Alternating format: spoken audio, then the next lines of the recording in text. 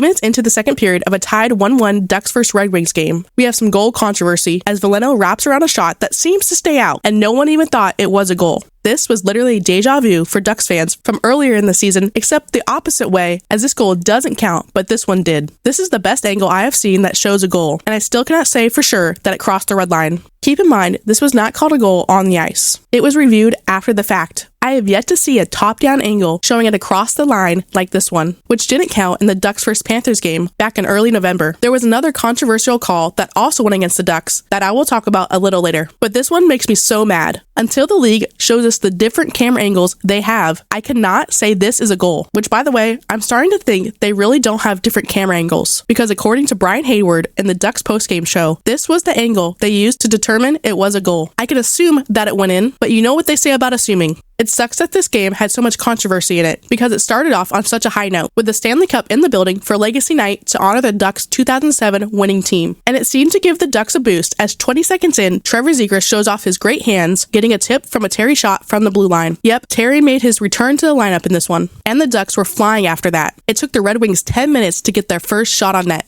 Now, it would be the Red Wings' second shot on net that would go in, as Larkin is left all alone in the slot on the power play, as the Ducks' fast start was undone by 3 careless penalties. This gave the Red Wings momentum, and they would take the lead early in the second with that wraparound goal I was mad about earlier. But after that, the Ducks would be beneficiary of some calls, almost like the league knew they effed up, as they would get 4 power plays, including a minute-long 5-on-3 that they don't score on. At least they would get an early goal in the third as Zegras is left all alone and gets his second of the night from a beauty of a pass from Fowler and a perfect shot from Z. But more careless penalties from the Ducks would give the Red Wings momentum again as they had the majority of the pressure in the third. But our no-name goalie would keep us in it until a minute left as Rasmussen would angle it in off his skate. Lots of controversy on this one. I don't think it was a kick. This angle is the one that shows the kicking motion most to me, but I wouldn't call it a distinct kicking motion. Rasmussen's skate turns and moves towards the net. In fact, it also looks like it might have deflected off his stick at the end. So Ducks lose 3-2 for their 5th straight loss. This game was a perfect showcase of one of the Ducks' biggest flaws,